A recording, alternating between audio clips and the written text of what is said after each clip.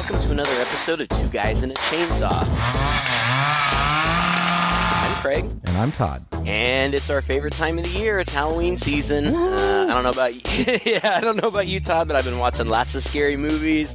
Really enjoying the spooky season. I'm doing my horror unit with my class. Having fun with that. Oh, awesome. Yeah, it's a lot of fun. Do it every year. And so when we were talking about movies that we wanted to do for this Halloween season, one of the movies that we have stayed away from is John Carpenter's Halloween, because we've both talked about it many times, and we've talked about it on the show about how there are some movies that people have talked so much about that we just don't really feel like we would have a whole lot to bring to the table as far as fresh, interesting content. So we just kind of stayed away from it. Yeah. But this year I thought that it might be interesting to take a look at Halloween 2018. This is a movie directed by and co-written by David Gordon Green and features the return of Jamie Lee Curtis to the franchise. Jamie Lee Curtis has appeared throughout the franchise. She was in 1, obviously, and 2. For part 3, they strayed away from the Michael Myers storyline, and we've done that movie, and it's an interesting movie in its own right, but kind of an outlier in the series. And then 4, 5, and 6 kind of took a whole different angle on the Michael Myers story and focused on Laurie Strode, Jamie Lee Curtis's character's daughter, and it turned out like Michael Myers was the result of some evil cult that made all of this happen and turned him into what he is. And then they ignored all those to go back to H2O, Halloween H2O, 20 years after the original, and Jamie Lee Curtis returned. They ignored 4, 5, and 6 in the timeline there. And then she appeared in the next installment briefly where she was killed off. And then there were the remakes, the Rob Zombie remakes. And then 40 years later in 2018, we get Halloween, which was intended initially to be a whole new reboot on the Michael Myers character, new mythology, all that kind of stuff. It was not intended to be a sequel, but eventually the filmmakers announced that it would, in fact, be a direct sequel to the original movie, ignoring all of the timelines from the rest of the franchise, just a direct sequel to number 1. And it came out, and I went and saw it in the theater with my dad, as I often do with these types of movies. And we both really, really liked it. And so I recommended it for today, and I hadn't seen it since then when it came out in the theater. And so I watched it again yesterday, and I had, as much as I remembered liking it, I had really kind of forgotten exactly how much I liked it. I think this is a great movie and a great sequel to the original John Carpenter's Halloween. What's your story with this movie, Todd? Anything? I'm ashamed to admit that this thing kind of flew right by my radar. I think I stopped paying attention to the Halloween franchise after the first few. I never was a huge Michael Myers fan for whatever reason. I was so focused on Freddy. I wasn't even a Jason fan, really. So I was really just kind of a one-note guy, interested in Freddy more than anything else. So I obsessed over the Nightmare on Elm Street movies. And to me, the Michael Myers movies had always been, well, he's just another killer. In fact, when I was younger and I watched the movies, I thought that he was just kind of blah. A guy comes around and he's wearing a white mask and he kills people. Like, where's the hook? Where's the creative, wacky kills that you get in the Jason movies? Where's the dream and supernatural stuff that you get in the Freddy movies? It's not a possessed doll like in the Chucky movie. So, this had always seemed really kind of boring to me in a concept. I guess I'm really like the high concept and the supernatural. However, as an adult, going back and watching the original Halloween, which I have several times as an adult. In fact, after we watched this movie, I was so struck by what I remembered as being so many parallels to the original that I had to go back and watch the original just to test myself. And I just loved that experience. It is actually a very different, and I'm talking about the original. The original is a very different kind of movie from these others. It came before most of them, but it has its own style and its flair. It really takes its time, and I find the character of Michael Myers as an adult maybe to be creepier than any of those other guys, to be honest. And so coming into this movie, I'm just going to throw it out there just like you did. I thought this was fantastic as well. It almost did no wrong as far as I'm concerned. It literally picked up right after the first one. I mean, years later, but as though nothing else happened in what we had seen in the sequels past. It, I thought, took a very realistic notion and idea on what would happen if you're the final girl, right? Jamie Lee Curtis's character from the original movie, and thank God she reprised it, but what a great concept. Like, she was so traumatized by that experience that she becomes this woman who's basically out in the woods, armed herself with all kinds of guns, trains herself in target practice like every day. She has a daughter and she trains her too. She's got a house that's like full of alarms and booby traps and things, and her whole life is just basically waiting for him to come back. And when you go back and you see the original, like I did afterwards, you understand why. I mean, it really works. She was traumatized in the original. I mean, the original ends with her just sobbing in tears. Yeah. Just broken. And he was pretty relentless in the original. I mean, it all fits so well. It was like, duh. You know, I watched that and I thought, yeah, David McBride who co-wrote the movie, along with some input from John Carpenter and a couple other people. Blumhouse, I think it was Jason Blum, right, was the one who kind of pushed this ahead through its various incarnations to try to get this going. And I just feel like they watched the original movie and with fresh eyes and was like, well, yeah, all right, we're going to pick up right where this left off. This woman's traumatized at the end of this movie, so here we are years later, she's still traumatized. Right. And he ends up locked up again. And so in many ways, the movie almost parallels, in so many ways, I kind of think of it a little bit like Star Wars The Force Awakens. One of the things that made that movie really successful is that it kind of, in a way, the plot hit all of the same beats that the original did, but it did it in an original way so that you had the fan service there, and everybody who was expecting a Star Wars movie like they remembered a Star Wars movie, that's exactly what they got, almost to a fault.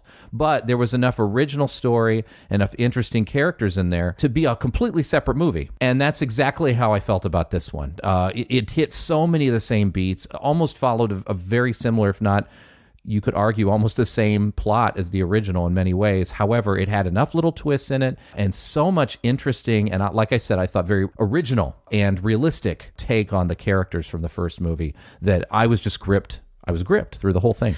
Yeah, and you said, thank God Jamie Lee Curtis decided to reprise her role. I agree entirely. I think it was Halloween Resurrection that they asked her to be a part of, and she said, I will do it, but I want you to kill me off in the first scene because I'm done. I'm done with this character. And so they did, and it was...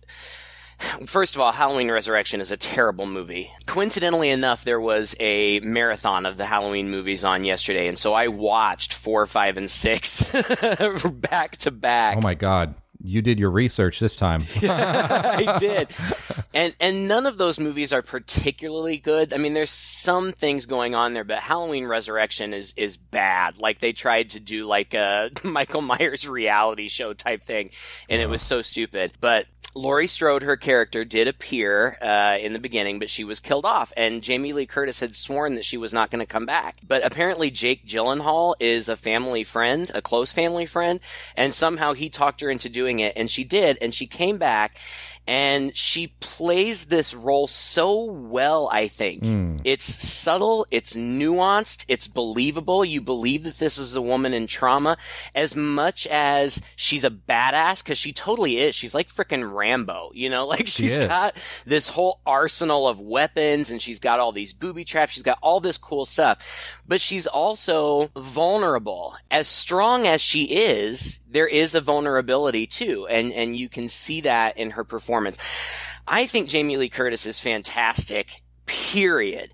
And if I remember correctly, when we talked to Bill Oberst Jr. on the show, after we were done talking to him and we had finished the episode, we stopped recording and we continued to just kind of talk to him and pick his brain for a little bit. Mm-hmm. And he had worked with Jamie Lee Curtis in the past. And I asked him, is she as cool in person as she seems to be? And he said, she's even cooler. Like, so it's amazing that she came back, and she's great in it. The other thing that I wanted to say was you had talked about finding Michael Myers kind of boring initially.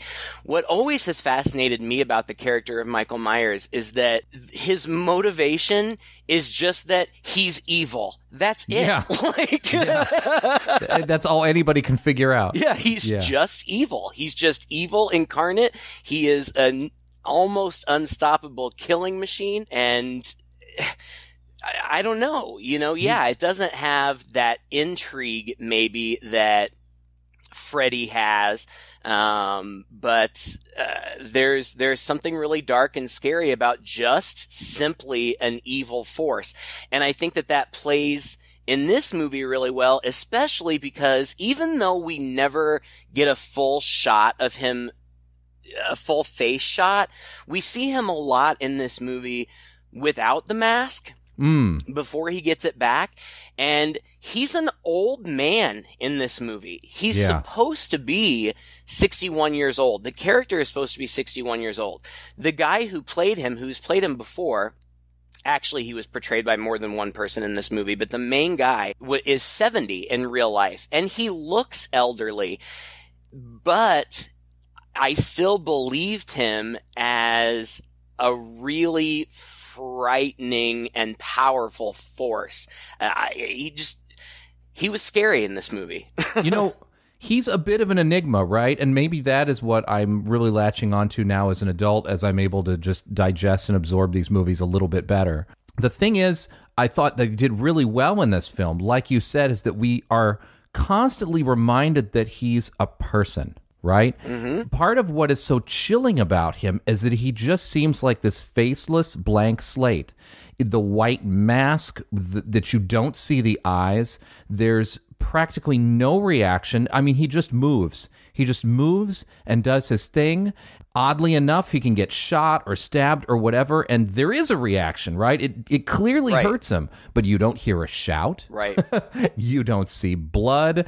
He seems almost supernatural, except, especially in this movie, you get constant reminders that he is a person. So where is his vulnerability? Like, nobody really knows, right? Mm-hmm. He seems to be able to just move in the shadows and almost effortlessly, almost as though there's an aura of protection around him. Just walk away as another character who could take him out is coming into the scene. Right. That happens several times where it just almost seems to be a matter of coincidence that people just miss him, that he's not ducking and hiding. He's just able to be there and able to not be there, able to just amble towards you. And he's still going to get you. So, yet, like you said, in the very beginning of the film, and the movie starts off with these two characters, Aaron and Dana, who are going to see him in the mental hospital. They're doing a podcast, I guess, which is very up to date, right? So lame. Aside from the fact that they're lame podcasters. Loser podcast hosts. But nobody's other podcasts are not quite as lame as ours, where they actually do like investigative research and like break stories and stuff. And that's kind of a thing, right? Where people have actually done these investigative podcasts and followed stories like journalists, and it's a great format for that. Not for the shit we do, but anyway. So that's kind of cool. And they go to visit the hospital and they meet up with Dr. Sartain, who is, he's the Loomis character. And I was like, oh my gosh, of course we're going to here's Michael in the hospital again. Here's a doctor who's obsessed with him again, who says basically the same things. Michael has been my life's obsession. I've examined every single case file written on him. I was a student of Dr. Loomis before he passed away. And then I lobbied the University of Illinois to be assigned to Michael myself. Any progress? He's been seen by over 50 clinical psychiatrists, and with each, many different opinions. Dr. Loomis was the only one to see him in the wild. and he concluded he was nothing more than pure evil. Like you said, we never see his face, but he is in this odd, extreme isolation where he's just chained to the ground in the middle of a yard, well spaced out, I should say socially distanced, Yeah. to the extreme from a number of other inmates in this huge yard with a big line drawn around him, like, here's the line to where he, the chain stops him. And they're trying to talk to him. I mean, again, he said the guy has not talked in 61 years. Another thing that's spooky about this guy, right? He doesn't quip. He doesn't say a word. Mm-hmm. And they just approach him from behind. And again, it's like, oh, you can kind of see the tip of his nose. You can kind of see the side of his face. But we're never going to get that full on. And this reporter, Aaron, has this mask in his bag that he got. And he holds it out and says, Michael, look at the mask. Like, look at the mask. They're just trying to incite him. Mm-hmm. And then it cuts to the credits. He barely kind of glances, not even over his shoulder, just to the side a little bit. But then it's weird, and I'm not really sure what to make of this, but all of the other patients and the guard dog start to freak out, almost as though Michael is... I don't know how to say it without it sounding super cheesy. It doesn't come off as super cheesy in the movie, but almost as though the excitement or something that Michael feels at being close to the mask, the other patients can sense it, and it agitates them, and they all start to freak out. And it doesn't make a lot of logical sense, but it makes for a very exciting, intense opening scene. And then, like you said, you do get the traditional credits, which is another thing that I love about this movie. There are so many throwbacks. The font and color of the credits is exactly the same as the first movie. It's the original score with just a few tweaks and modernizations, the same imagery of, the camera coming in on a jack-o'-lantern, but in this case, the jack-o'-lantern is rotted, but then it comes back. D-rots slowly. The zombie jack-o'-lantern. For those of us who are fans of the franchise, and especially the first movie, it's so nostalgic, and it anchors it so firmly in the world of the original. Yeah, it's fantastic. Yeah, it's so good. Exciting. It is really exciting. Yeah, and just real quick, something just came to me when you were talking about the excitement of the mask. I wonder, maybe I'm thinking too deeply about this, but there is kind of a phenomenon lately. Maybe you've heard of it, of people being nasty online. Yeah. One thing that seems to be a problem nowadays is that people are able to mask themselves so well.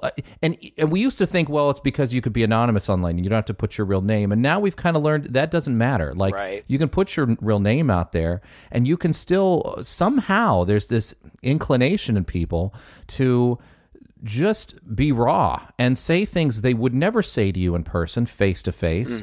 But behind sort of the mask of the computer screen, people are empowered by that. And it's interesting that Michael Myers seems to need that mask. Mm-hmm. Just like you said in the beginning, like they're holding a mask out. It's almost like this mask is so significant, and he does maybe kind of want it, and everybody else kind of around him knows it. After he breaks out, one of the first things he does is go get his mask. Yep. So I do wonder if there is a little bit of that, if we're going to kind of equate this with the modern day and kind of what's going on. There's a lot of modern day in this movie with cell phones and texting, and which is also kind of nice because it's a nice contrast actually to Jamie Lee Curtis's character, who is just turned away from everything, kind of disconnected herself from society. Right. Here's Michael Myers, evil personified, coming relentlessly after people. And how many of us do maybe turn into a different person or have these sort of impulses that are more free when we are behind the mask of a computer screen, Yeah. The mask definitely seems to have major significance. And we should say that supposedly this is the original mask from 40 years ago. Like the guy got it from the district attorney or something. I don't know, lame, but it's the original mask, and it looks great. It's the traditional design, but it's very aged. It looks fantastic. These two reporters, when they can't get any reaction out of Michael, they think, well, let's go talk to Laurie Strode, his victim, and see if perhaps maybe one monster has created another. And And that's kind of a major motif in the movie, is the impact that these two characters have had on one another. The doctor at some point says that both of them kind of only live for the other. Jamie Lee Curtis's entire life is devoted to protecting herself and her family, and she wants to kill Michael. That's what she is driven by. And Michael is driven solely by his desire to kill her. Presumably because she's kind of the only one that got away, I guess. I guess. The movie does remove the whole plot line of them being brother and sister, which was introduced in part 2, which I think was smart. I mean, I think it was smart to just completely divorce itself from all of the mythology established from part 2 on. It's just unnecessary to have that relationship. It didn't bother me in the original franchise, but I think it's fine that they left it alone here. Wasn't it her brother who, like, cold-blooded mutilated all those teenagers? No. That's just a bit that some people made up to make him feel better, I think. I mean, that is scary to have a bunch of your friends get butchered by some random crazy person. Is it, though? Because, all things considered, there's a lot worse stuff that's happening today, and, like, I mean, a couple people getting killed by one guy with a knife is not that big of a deal.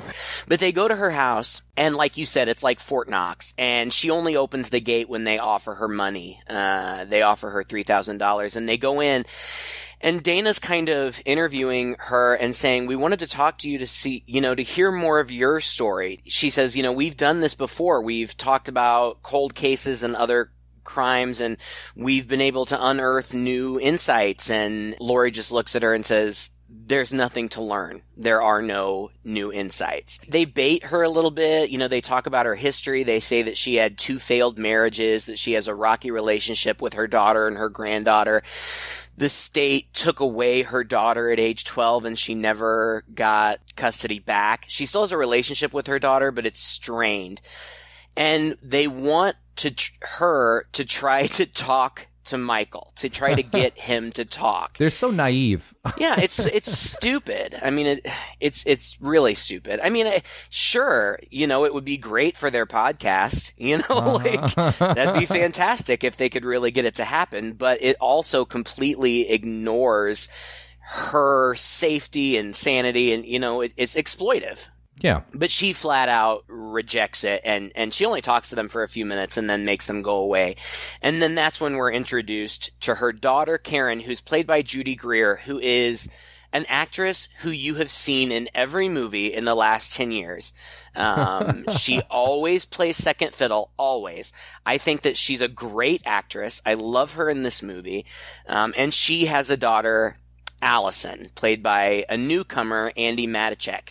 The role of Allison was kind of a lot of young up-and-coming actresses were vying for this role, but they decided to go with a relative unknown, as they had with Jamie Lee Curtis in the original. And Allison kind of takes on Jamie Lee Curtis's role from the first movie. She's the young teenage girl.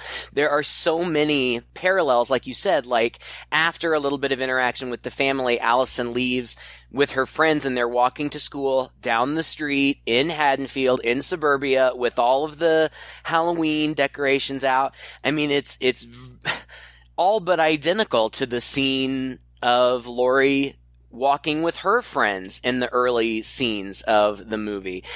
And then later you see Allison at school in a classroom, and she turns and looks out the window, and her grandmother, Jamie Lee Curtis, is standing there just as Michael Myers was standing there when Jamie Lee Curtis was looking out that same window 40 years ago. And it's fan service, but it works. Like, yeah.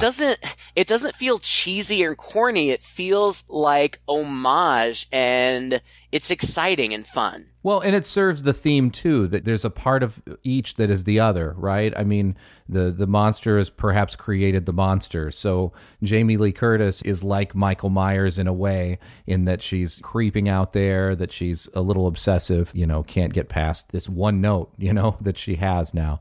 So, I mean, yeah, just kind of putting her in the place of him visually. hits that home. One thing that struck me, especially as I went back and watched the original, talking about how this franchise is, or at least the first movie or so, was really quite unique, and that is how much of suburbia we really get. Mm-hmm. I mean, don't get me wrong, Nightmare on Elm Street takes place in suburbia too. However, these streets are just kind of the quiet, empty, suburban streets outside any town. You know, it's just, I mean, like where you and I, Craig, spent a lot of time. Yeah, small town USA, that's it. And as you watch it and you realize you're watching a horror movie, you realize how creepy this could in fact be, because if you travel around to Europe and to a lot of other countries, this same sort of town or this same sort of streets would be filled with people. Like, people would be out in the yard, people would be using the sidewalks. Mm-hmm. And here, it's quite empty. And it is in the first movie, and it is in this as well. Like, of course, they're walking home from school, or they're walking to school because school happens to be nearby, but they're pretty much the only people on the street. Mm-hmm. And so there are moments where, in the original, Michael Myers just sort of is there, and then he's not there. And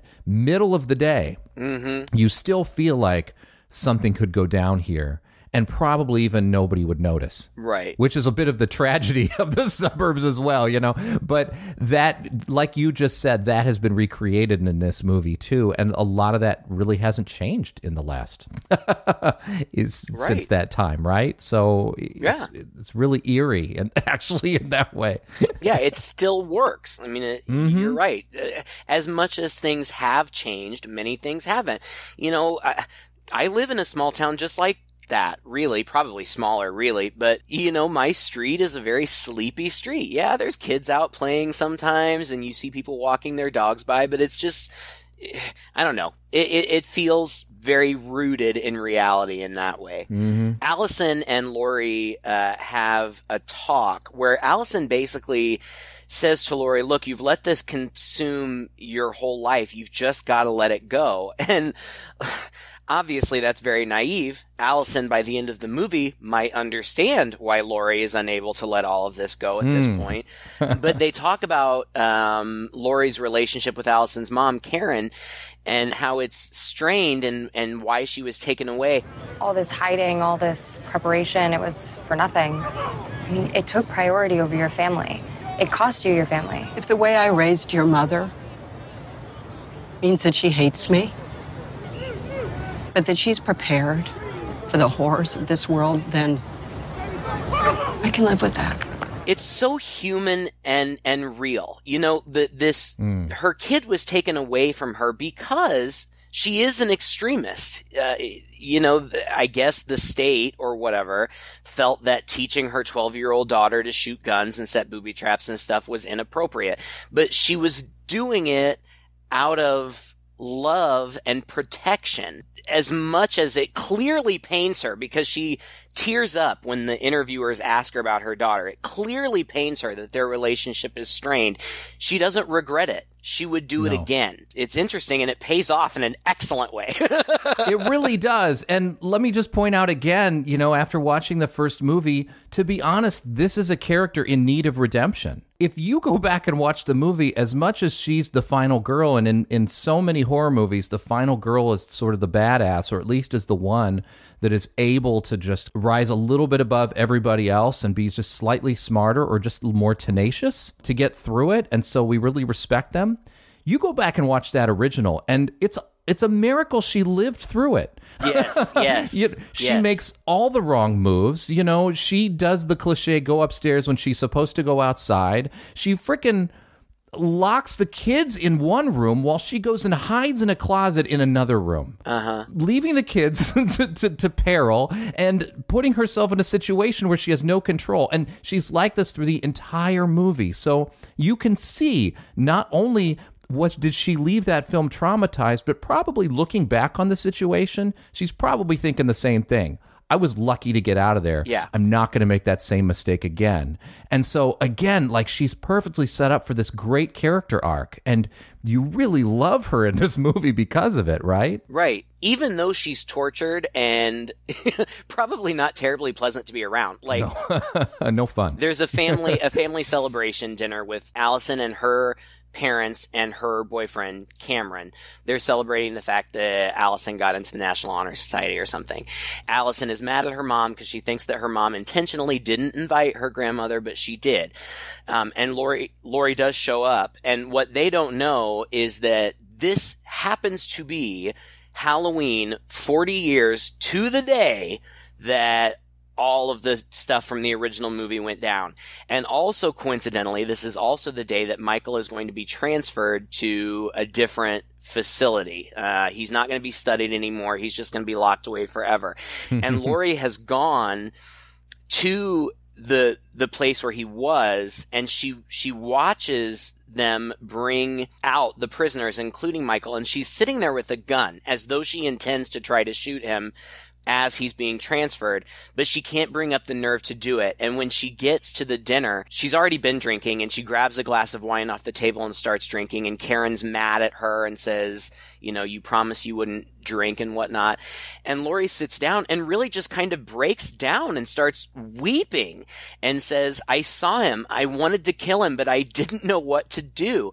And like I said, as much of a badass as she is still fragile in some ways. Like, as much as she wanted to, as long as she's been waiting for this date, when presented with this opportunity, though it wasn't a good opportunity, how she would have gotten by the guards or any other number of factors, you know, it probably wouldn't have worked out. But she couldn't get herself to do it in that moment. And she ends up getting and running out. And Allison follows her, but Lori just walks away. And that's when Karen, Allison's mom, tells her the story of her growing up, and we see it in flashback.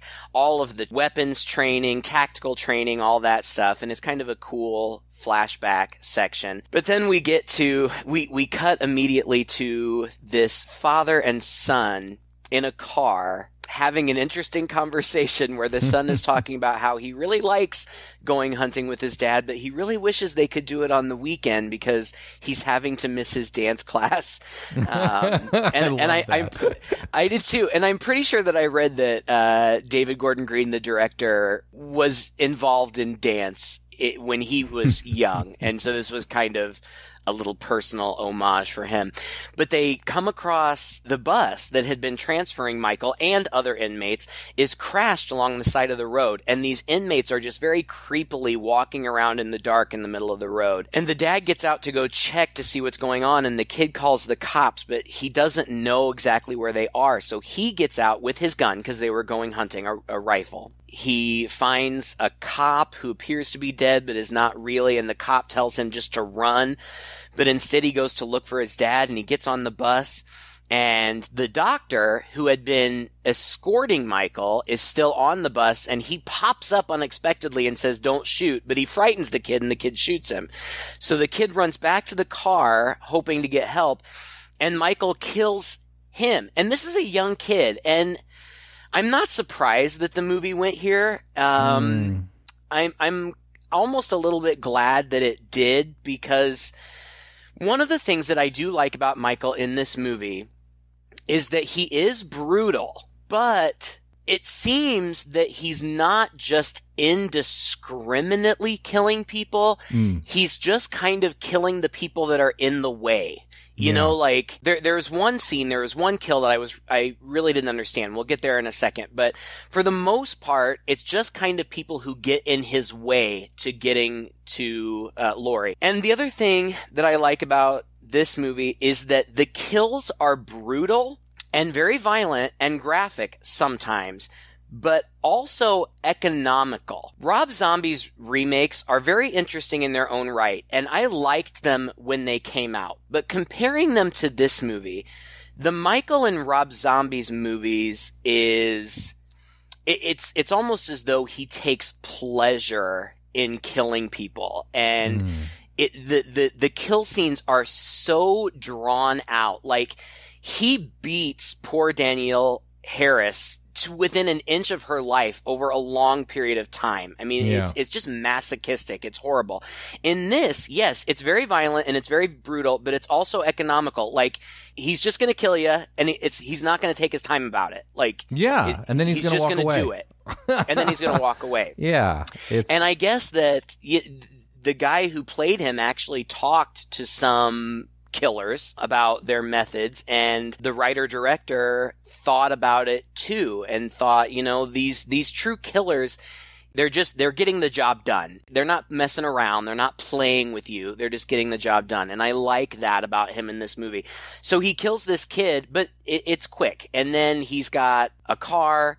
And like you said, that's when he goes to get his mask. So we get back to Aaron and Dana, the two reporters, and they, with the mask in the trunk of their car, pull into a gas station. Now, I kind of expected us to see Aaron and Dana for more of the movie. I thought they might be getting in the way. I thought they might be egging things on. I thought the movie was going to take a little bit of that turn. But actually, no, Michael just goes and kills them and takes the mask. There is a terrifying scene in the bathroom of this rest stop where Dana has gone in there to use the toilet. And as she's in there, she sees these feet come in, and he goes and opens one stall, opens the next stall, opens the next, finally gets to her.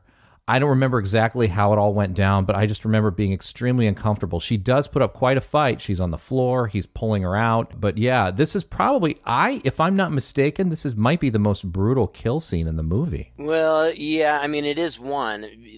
Aaron intervenes as she's being attacked, and Michael brutally kills him by smashing his head against every hard surface in the bathroom. The whole bathroom. Yeah, and then once he is incapacitated, but not yet dead, so he gets to see Dana be murdered also. He gets a hold of her and he picks her up by the neck and snaps her neck. And this happens several times when Michael is strangling somebody. He's strangling them for a few seconds, but then their neck breaks and they're just dead. And I felt like that was realistic too. If somebody's holding you up by your neck and you're struggling, chances are your neck might break. Yeah, good point. Before you succumb to suffocation. But yeah, that's brutal. But then he gets the mask, and we use the word iconic so much, I feel like we overuse it. But it feels iconic when he reaches into their car and pulls out the mask and puts it on in broad daylight with tons of people around. And not only has he killed those two, but he also killed everybody else in the all of the employees in the gas station. Oh, and that's how Michael kind of signaled to her that she was next, is he dropped some bloody teeth right down on the ground, right under the stall there. Right, because he had ripped a guy's jaw completely out and apparently ripped his teeth out too. Yeah. It's on the news that he's escaped, and Lori hears it. We see that she has a secret basement under her kitchen island, which is important later. Lori goes and warns Karen. She scares Karen in her own home. She says, look, he's out. We have to find him. We have to kill him. Karen and her husband, who's a nice guy. I never wrote his name down, but he's, this nice kind of funny dad or whatever. But they kick her out. And so she goes to the crime scene where we're introduced to Captain Hawkins, who was one of the officers in the original film, and the actor reprises his role. And Hawkins sees her there, and Hawkins knows, because he's dealt with Michael before, how serious this is. But then we get trick-or-treaters, and I love it. It's nighttime, there's trick-or-treaters. 3 of them are wearing the silver shamrock masks from part 3. Oh, that was so cool to see that go right by. But it was unmistakable. Yeah. There's also an homage to part 2. One of the little kids is dressed as a kid from the 80s, holding a big boombox up to his ears, and Michael bumps into him, as he did with somebody holding a big boombox up to his head in part 2. Even though they ignored all of the backstory, there are homages to every movie in the franchise, and you can read about them on IMDb. But like I said, he's just out there amongst everybody, and he goes into just casually, he just walks through this town. That's what casually. I'm saying. Well, and the shot is great because it's one of these geek shots where it's all one take. It's one very, very long take following him around, and it's so cool to see that because, well, of course it's Halloween, so a guy walking around with a big mask on, even with a knife in his hand, isn't going to, raise too many waves. Right. But just to kind of like, for a moment, just be in his head and see his modus operandi, where he just goes down the street, looks at the trick-or-treaters, bumps into one, turns down, walks into the shed, picks up a hammer, casually walks into this house where there's a woman in the kitchen, and then just walks into the kitchen, and we don't see it, which I actually really liked, but she kind of goes off frame for a second, and he follows her there, and he just, you can hear it, and your imagination's probably worse, beats her to death with a hammer, and then the camera goes in, we see the aftermath, and we follow him with a hammer, he goes out, he goes to a different house. I mean, it's really cool, actually, for a moment in this movie to be with him again, kind of like we were with him in the beginning of the first movie, right? The opening scene. Right. Well, after he kills that woman and gets her big knife, by the way, everybody in this town has enormous kitchen knives. I don't know if they're like butchering hogs. They have giant onions. That's what it is. After he kills that woman and he gets the knife, he walks through the house and you hear a baby crying. And he walks up to the bassinet, kind of, but then he just turns and walks away and he doesn't kill the baby. And I remember when the movie came out that was kind of a point of discussion for fans. Like, why didn't he? If he's just pure evil, why wouldn't he kill the baby? But I think, for me, it makes sense because there's no reason to. He doesn't need to. Like I said before, it's kind of like he's just killing the people who are in his way. And the baby's not in his way. True. So he just walks away and leaves it. But that leads to the next kill where he walks up to this lady's house and she's on the phone and she's talking to somebody named Sally. And she's like, oh my gosh, I didn't hear. Well, I'll make sure to keep my doors locked. So somebody has called her about Michael escaping. But I don't know who this woman is supposed to be, and he kills her, and this is the only kill that I didn't understand his motivation for. Because as far as I could tell, she wasn't in the way, and he didn't get anything from her. Yeah. So I don't know if that character was supposed to be somebody that I should know who she is. I felt like they were hitting us over the head with her keep saying, oh yes, Sally, I'll be very careful, Sally. Like, I felt like there was supposed to be some connection there. Was it another homage to one of the other movies? If so, I didn't read about it. I don't know. It doesn't matter. Then we go to the Halloween dance where Allison and Cameron are dressed as Bonnie and Clyde, but like gender swapped. It's kind of cute. And there's silly high school business with them. She gets a phone call from her friend Vicky, who is babysitting, which is, classic callback to the original. But she's babysitting this kid named Julian, this little boy, and he is so funny. Yeah, he is a smart ass little kid. He is hilarious. I heard you telling your friends to come over here and you're going to smoke some weed. No. That Alakazam? Julian, I'm talking about like a magic trick, like abracadabra. I know you're talking about smoking weed. Don't lie to me. That's against the rules. I'm telling my mom. Well, I'm going to tell your mom about your browser history. You better not. You can get me in trouble, I can get you in trouble. You used to be my favorite, but now you're like my 10th favorite boy that I nanny. And I babysit some fucking loser kids. If I had some other kind of babysitter, she'd be reading me a story. I wouldn't be up clipping my nasty ass toenails. Go to bed. You used to be cool. We used to be friends, but now... Like, give this kid his own movie. He was so funny. But when she gets off the phone, Allison sees her boyfriend kiss another girl. In the 5 seconds that she's been away from him, he has gotten shit-faced drunk.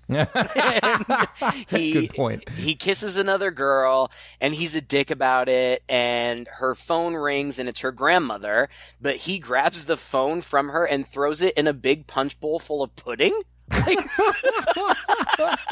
why was there a big punch bowl full of pudding? So many questions.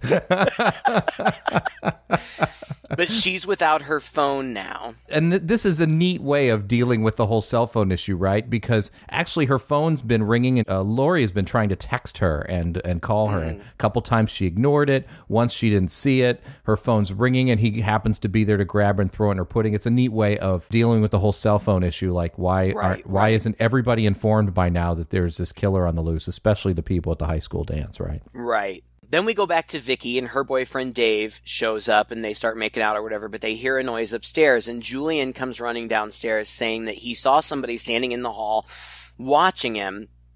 And Vicky's like, okay, I'll go check it out. And Julian's like, send Dave first. It's so funny. But Vicky goes in the room to check it out, and she messes with him like, oh, sir, I need you to leave. But then she pops out and scares him like there's nobody in there. She puts him back to bed, and they have a sweet little moment, and he says, can you close the closet? And she goes to close the closet, but it's like there's something in the way.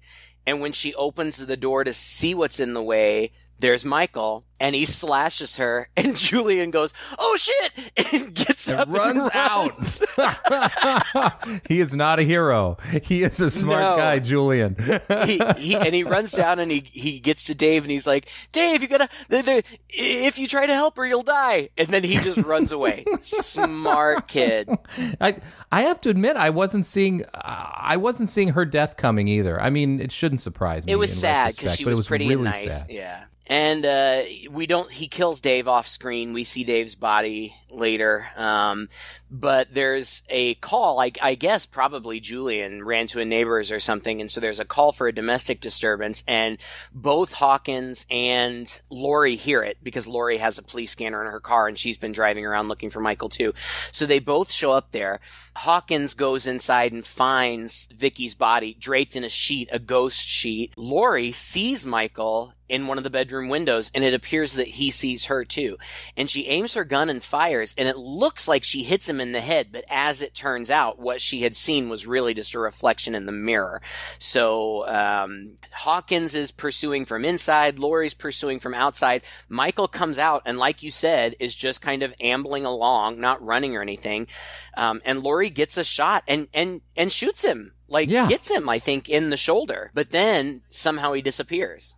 This is the thing I don't understand about this character. I guess it's part of the enigma, but I haven't seen all the sequels, Craig. I think I've seen the first two, but this guy can just get shot. He can get stabbed, all this stuff, fall from a window, and then he's gone. What's the deal? Well, are we supposed to think he's supernatural in a way, or is that just supposed to be ambiguous? 4, 5, and 6 set it up that he was supernatural, but the earlier ones did not. He's just a guy, and I think it's just because he's such a big guy and because he's crazy that these injuries, he is injured. And later, Lori shoots off some of his fingers, and they're gone, and he's bleeding and in pain. I think he's just supposed to be very strong. It's not particularly realistic. But I don't think that he's supposed to be supernatural. I think he's just supposed to be a guy. But he gets away again, and Spartane, the doctor, shows up on scene, and Hawkins introduces him to her, and she says, oh, so you're the new Loomis, which is what the audience is saying too. She says what we're all thinking. It's hilarious. And she tells him, I pray every night that he would escape. And Hawkins, I think, says, why would you do that? And she says, so I can kill him. And she turns and walks away. Allison is walking. I'm not sure where she's going. I think that she's going to the house where Vicky was, but she's walking with Oscar, who is Cameron's goofy friend. The cops and Lori show up at Karen's house and get her and the husband, and Karen's freaking out because she can't get Allison on her phone because Allison doesn't have her phone. Oscar makes a move on Allison, which she totally rejects, and she walks away. And he's drunk and sitting in the backyard of this house, and he turns around and he sees Michael standing behind him. He thinks it's the owner of the house, so he's just talking to him kind of casually. And then he gets killed, but in a pretty brutal way. He ends up getting stabbed, but also impaled through the head on the top of a big spiky fence that he's hanging from. And Allison hears him screaming for help, so she runs back, and he's already dead, but she and Michael see each other, so she runs and screams and starts beating on doors, and eventually the police do arrive, and they get her, and Hawkins says, we're going to take you to your mom. And Karen and Lori and Karen's husband are all at Lori's house, and Lori says, he's waited for this night. He's waited for me. I've waited for him. Come on, Michael. And then this next scene, Hawkins and Sartain are in the front of the police car, and Allison is in the back, and they tell Allison to keep an eye out because all of this has happened very soon. They say he can't be far. He's got to be around. And they do, in fact, find him, which led up to, I don't know. This scene just really surprised me. I didn't see it coming, I guess. Yeah. Do you know what I'm talking about? I know what you're talking about. This is when they come upon Michael Myers. He's in the road, and they run, and he gets hit, right? Yeah, Hawkins runs him down with the car. So he's down, and so he is on the ground, and Hawkins gets out with his gun and goes over to check on him, and it appears that he is going to kill him. Well, the doctor runs up to him and... The doctor's there first. Yeah. The doctor runs up to him and says he's dead. And Hawkins says, I don't care. I'm going to blow his brains out anyway, which... so smart. You know, like, if only more people in horror movies would do this, the movies would be so much shorter. But Sartain pulls out what looks like a pen out of his shirt pocket and pulls out a knife and stabs Hawkins in the neck and kills him. And Sartain has seemed a little bit unhinged, like he's obsessed. He's clearly obsessed with Michael. He has a clinical detachment with what's going on because of his obsession with Michael. Yeah. He had said at some point that he just wishes that he knew what it felt like, you know, to be in Michael's head or how these events, the events that have happened, how they've affected Michael and turned him into what he is. And he's so obsessed with it that he kills Hawkins, and then he puts on Hawkins's coat and he puts on Michael's mask for a minute, almost like he just kind of wants to be in his head. And he picks up Michael and puts him in the back seat with Allison, which it's a cop car, so they're stuck back there. Yeah. She can't get out. And Sartain starts driving, apparently towards Laurie's house, and says, I've never seen Michael in the wild. I want to observe him in his natural habitat. So it's like he's going to take Michael to Laurie and release him there. But before they get there, Michael wakes up, puts the mask back on because Sartain had thrown it in the floorboard of the backseat of the car. Allison gets Sartain to stop by saying, he talked to me. I saw him earlier and he talked to me. And Sartain says, what did he say? And she says, just one word. And if you pull over and let me go, I'll tell you. And he does pull over and he's asking her, but not letting her out. And they're kind of screaming at one another when Michael wakes up, puts his mask back on, and then busts the cage forward and gets out, pulls Sartain out of the car. Allison gets out of the car and starts running through the woods. I don't even know if she knows where she's going. She ends up at Laurie's house eventually. And then Sartain is laying on the ground and says to Michael, just say something. And Michael just looks at him and then picks up his foot and curb stomps him and smashes his whole head. Smashes his head with his foot. And there's brains everywhere. You asked me what I thought of it. To be honest, I think earlier I said I could find no fault with this movie. I'm going to take that back. This bit struck me as a little contrived and overly dramatic. I don't know. Of course it could happen, right? There's this doctor. He's obsessed with a patient, and he himself might become a little unhinged at some point. Maybe the idea is that Michael has had some kind of influence over him as well, and so he's turned him evil, or maybe the evil's catching and spreading. I don't know. I felt like it was a contrived plot device to keep the movie going. I don't really feel like a doctor is... even an unhinged, I don't know. Of course he's supposed to be unhinged, but like a doctor's not gonna, he'd basically have to be a criminal he couldn't be as old as this guy is, as much as he's studied Michael and all this, to think that he's just gonna murder others so that he can have the opportunity to set Michael free. And I guess the implication is that he set him free by somehow causing the car accident in the first place? I think so. There's nothing. I'm not sure. There's never anything clear about it, but I mean, he is, oddly enough, the only one alive in that van, and you do kind of wonder why everybody else is dead and he seems to be alive and kicking. So, yeah, I wasn't a huge fan of this twist, and as soon as he died, I forgot about it, and because it gets us to where we need to be anyway, right? Which is the big face-off between Michael and Laurie, which is what we're all going for. Yeah, I thought it was kind of stupid too, but to be fair, throughout the franchise, Dr. Loomis did some pretty questionable things too. Loomis, in some of the sequels, would intentionally put innocent people in danger to try to lure Michael places or to get Michael to do certain things. I don't think that he ever killed anybody or intended to kill anybody, but he definitely did some questionable things. So there are still shades of Donald Pleasence's Loomis here. Donald Pleasance also has presence in the movie. There's sketches of him. There's voice recordings of him. He passed away before he was in part 5, I think it was, and he was in it, but then or maybe it was 6.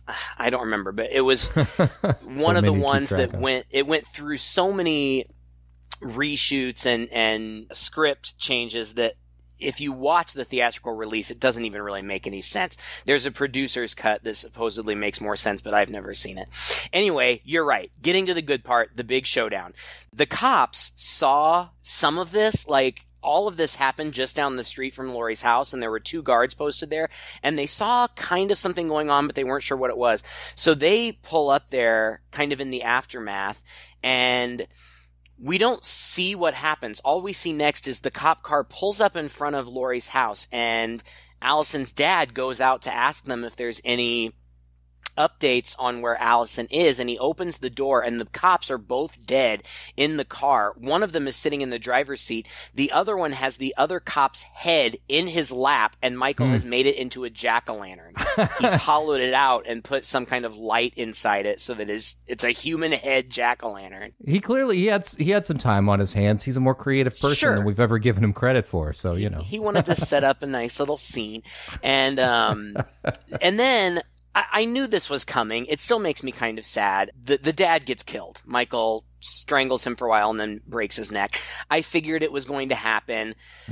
It made me sad because I felt bad for Karen and Allison, but I think that it's also in keeping because, like I said, now Karen and Allison maybe will understand why Laurie is the way that she has been.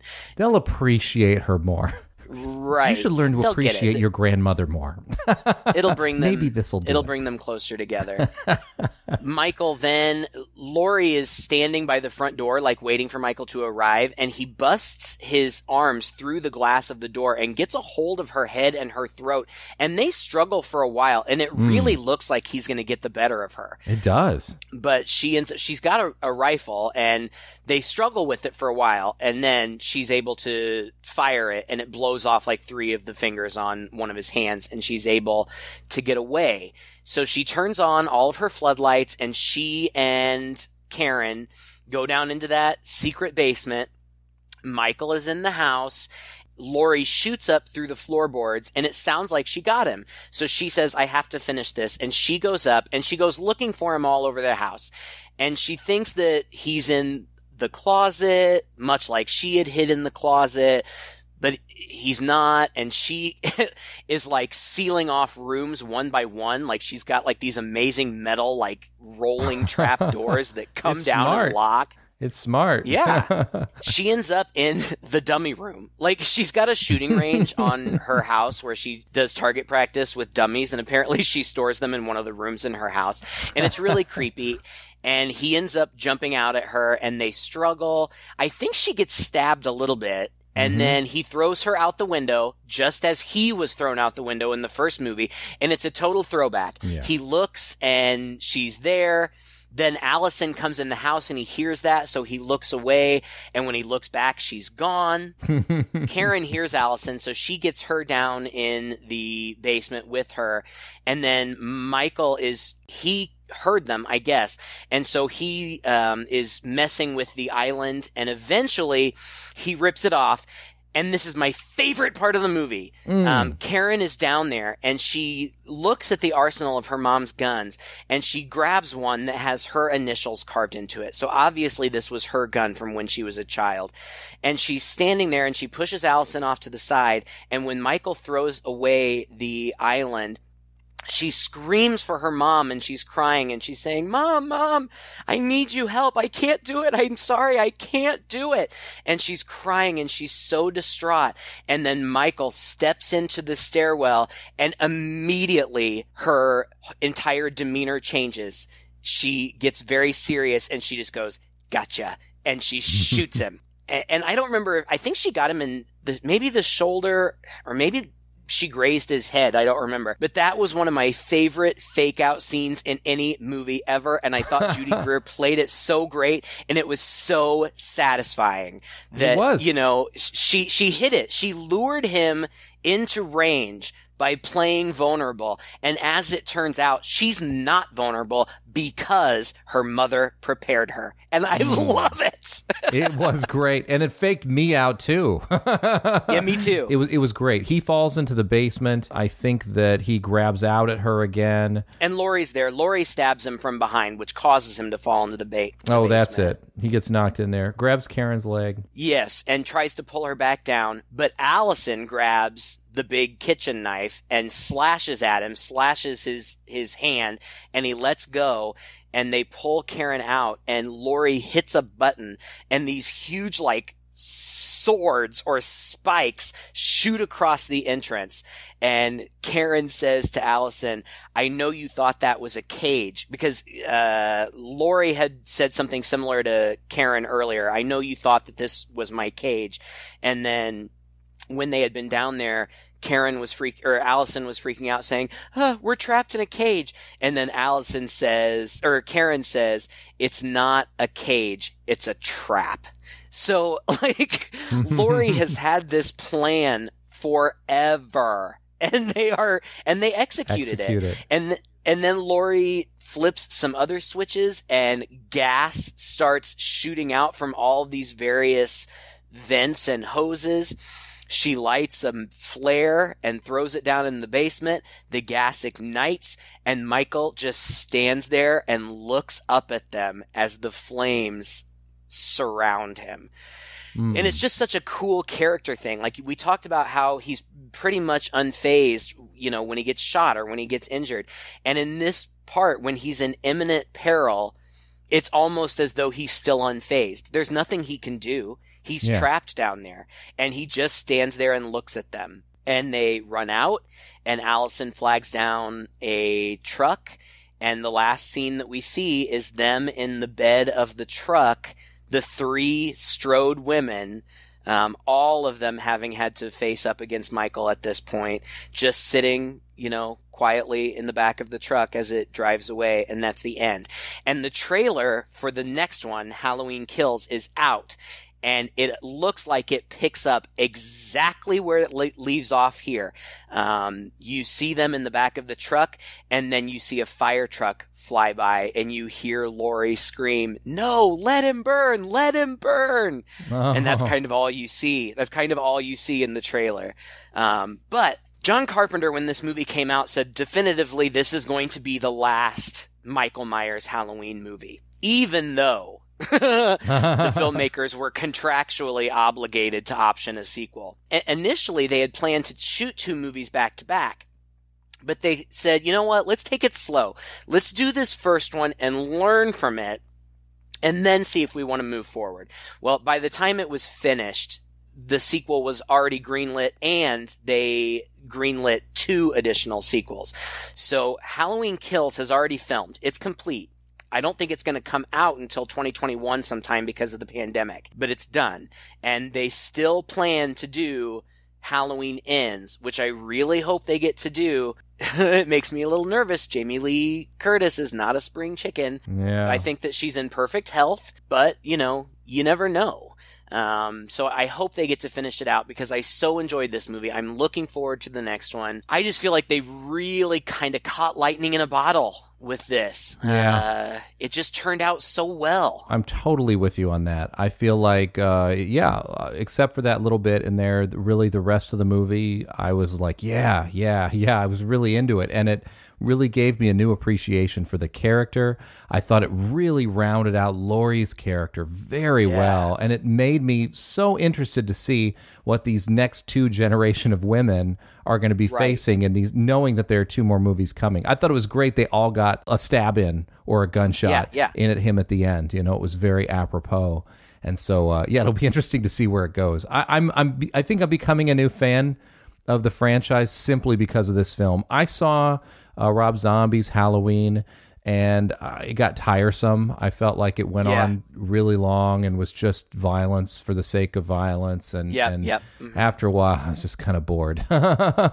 So this does, I think, exactly what it set out to do and put a proper sequel onto the original that extends the story in a way that's going to be a little more sophisticated, you know, going forward, and really interesting. The kind of thing you can only do, you know, what is it, 40 years later?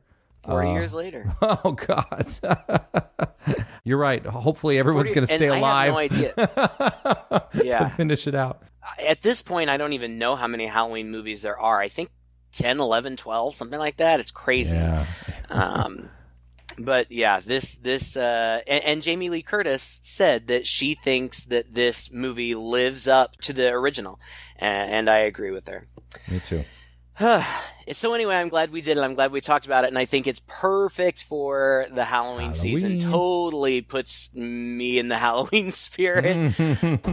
So happy Halloween, loyal listeners. We thank you for sticking with us for all these years, and I don't think we have any plans of slowing down anytime soon. So thank you for listening to this episode. If you enjoyed it and you haven't already listened to our back episodes, there's a whole catalog of back episodes that you can access. You can find us pretty much anywhere you can find podcasts. We're on Google Podcasts. We're on iTunes, Stitcher, all over the place. You can Google us, 2 Guys in a Chainsaw Podcast. You can find our webpage and our Facebook page where we have a lot of fun interacting with you. You can leave us a post on the page, or you can PM us, and we do everything that we can to get back to everybody. And if you have any requests, we will certainly add them to the list. Until next time, I'm Craig. And I'm Todd. With 2 Guys in a Chainsaw.